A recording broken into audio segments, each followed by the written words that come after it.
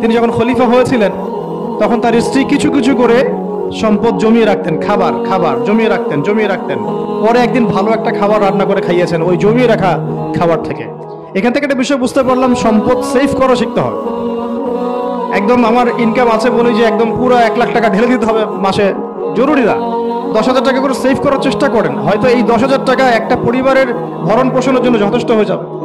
ওই সেভ করা টাকাটা যদি আমি কালকে দান করে দিই আল্লাহর রাস্তায় অন্য কোনো মানুষকে, তার 1 মাসের খরচ হয়ে যাবে, বিশাল একটা উপকার হবে। আমরা কিন্তু কিছু টাকা পাইলেই কসমেটিক্স, নতুন জুয়েলারি, ঠিক আছে, নতুন কি আসলো বাজারে, এইগুলোর দিকে বেশি ফোকাস করি। এখান থেকে টাকা একটু জমিয়ে আমরা যদি আল্লাহর পথে ব্যয় করার চিন্তা করি, পরিবারে বরকত আসবে। এই জন্য সম্পদকে মূল্যায়ন করা, রিজিক আল্লাহ পাক দিয়েছেন বলেই সব যে ঢেলে দিতে হবে, এটা ভালো না, এই কাজটা ঠিক না।